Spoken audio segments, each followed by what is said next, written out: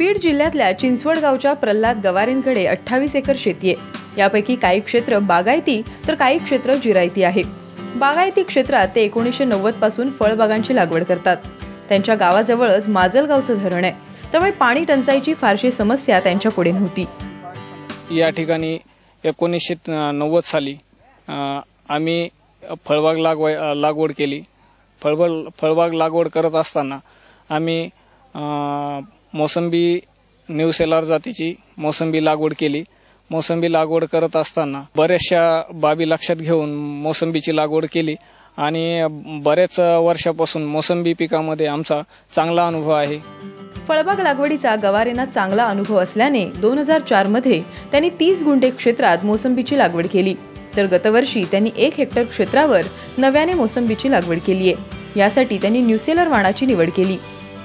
या ठिकाणी पूर्व मशागत करताना जमीन वगैरे तयार करून घेतल्याच्या नंतर आम्ही या ठिकाणी 2x2 चे खड्डे घेतले। 2x2 चे खड्डे घेतल्याच्या नंतर त्यामध्ये चांगलं कुजलेलं खत आणि कुजलेलं खत टाकून त्यामध्ये खड्डा निर्जंतुक करून घेतला। खड्डा निर्जंतुक केल्याच्या नंतर त्यामध्ये पूर्ण वरून माती वगैरे खड्डा जमीन लेवल केला आणि त्यानंतर एक 15x15 अंतरावर न्यू सेलर जातीची चांगली रोप या ठिकाणी लावण्यात आली। प्रल्हाद गवारेंनी पाणी नियोजनासाठी खूप मेहनत घेतली। विहिरी व्यतिरिक्त बोरवेल घेतलं, पण गेल्या दुष्काळात त्यांना पाणी कमी पडू लागलं। मग त्यांनी टँकरचा मार्ग स्वीकारला। याच वेळी पाणी बचतीसाठी ठिबक आणि पाचटीच्या आच्छादनाचा अवलंब केला। याचा त्यांना चांगला फायदा झाला। एक 5-6 बोरवेल घेऊन बघितले। बोरवेल घेतल्याच्या नंतर बोरला पाणी वगैरे जास्त काही प्रमाणात नाही लागल्यामुळे आम्ही पुन्हा त्यानंतर या ठिकाणी एक टँकरनी पाण्याची व्यवस्था केली। पाण्याचा खर्च थोडासा कमी करण्यासाठी पाणी दिल्याच्या नंतरही बाग ही म्हणजे असं सुकू लागलेल्या अवस्थेत दिसू लागली। त्यानंतर आम्ही या ठिकाणी पाचट आच्छादन करण्याचा विचार केला। पाचट आच्छादन केल्याच्या नंतर पाचट त्यामुळे या ठिकाणी पाण्याचा अपव्यय थोडासा कमी होऊ लागला। बाष्पीभवन थोडं कमी झाल्याच्या नंतर या ठिकाणी ठिबक करण्यात आलं। ठिबकमुळे ही पाण्याची भरपूर बचत झालेली आहे। गवारेंनी मोसंबी बागेच्या सेंद्रिय नियोजनावर भर दिलाय, त्यामुळे त्यांचा उत्पादन खर्च कमी झाला, शिवाय पाण्याची गरजही कमी भासली। पाचट आच्छादन केल्याने त्यांची बाग दुष्काळातही जिवंत राहिली। आज या बागेतून मोसंबीचं मोठं उत्पादन त्यांना मिळालंय। खत व्यवस्थापन म्हणजे खतामध्ये आपण यामध्ये जास्तीत जास्त सेंद्रिय खतांचा वापर केलेला आहे।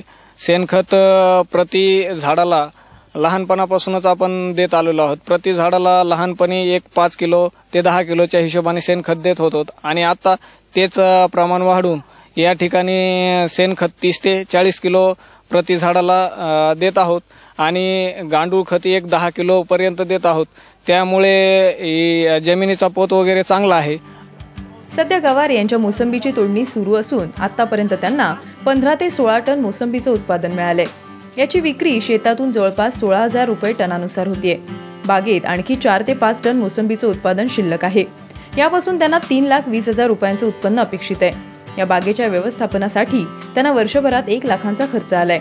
तो वगळता 2,20,000चा नफा अपेक्षित आहे। 1990 पासून मी फळबागेचं उत्पन्न घेतोय। मला चांगल्या प्रकारे उत्पादन मिळत आहे। आता हे 1990 पासून फळबागेचे प्रत्येक शेतकऱ्याने हे फळबाग घ्यायला पाहिजे। माझा असा अनुभव आहे की ह्या फळबागेपासून अधिक उत्पन्न मिळते।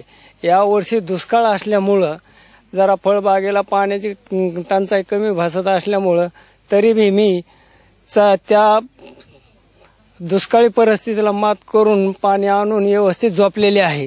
मला आता माझा मुलगा असणारा हे फळबागेला सहकार्य करू लागलेला आहे, त्याच्यामुळे अधिकाधिक उत्पन्न मला मिळू लागलेलं आहे। मोसंबीचा कीड रोग नियंत्रण हा एक महत्त्वाचा भाग आहे। यासाठी गवारे एकात्मिक पद्धतीचा वापर करतात, यामुळे त्यांचा फवारण्यांचा त्रास कमी होतोय। बागेच्या नियोजनासाठी त्यांना कृषी विभागाची मोलाची मदत मिळाली आहे। गेल्या वर्षी आपण त्यांना 1 हेक्टर क्षेत्रावर रोजगार हमी योजनेअंतर्गत मोसंबी फळबागे लागवडीसाठी अनुदान दिलेलं आहे। म्हणजे एक नवीन 1 हेक्टर क्षेत्र लागवडीखाली आणलेलं आहे। गेल्या वर्षी सगळ्यात महत्त्वाचा जो पाण्याचा प्रश्न होता, तर त्या पाण्याचा प्रश्न आणि बाग वाचवणं यासाठी आमचे कृषी सहाय्यक श्रीयुत जी आवटी साहेब वेळोवेळी त्यांना मार्गदर्शन करत होते. त्यावेळेस कृषी अधिकारी म्हणून मी उन्हाळ्यामध्ये महिन्यामध्ये एक अशा पद्धतीनं 3 ते 4 व्हिजिट दिल्या आणि बाग वाचवण्यासाठी आच्छादन करणे, बाग वाचवण्यासाठी ठिबकचा वापर करणे याबाबत वेळोवेळी मार्गदर्शन करण्यात आले आहे. मोसंबी हे मराठवाड्यात घेतलं जाणारं एक महत्त्वाचं फळपीक आहे. पण गतवर्षीच्या दुष्काळामुळे मराठवाड्यातला मोसंबी उत्पादक कोलमडून गेलाय. यंदा मोसंबीचं क्षेत्र घटल्याने त्याला चांगला भाव मिळण्याची अपेक्षा आहे. मोसंबी बागेमध्ये बहार धरण्याची एक महत्वाची पद्धत आहे. आपण 3 प्रकारचा या ठिकाणी मोसंबीमध्ये बहार धरू शकतो.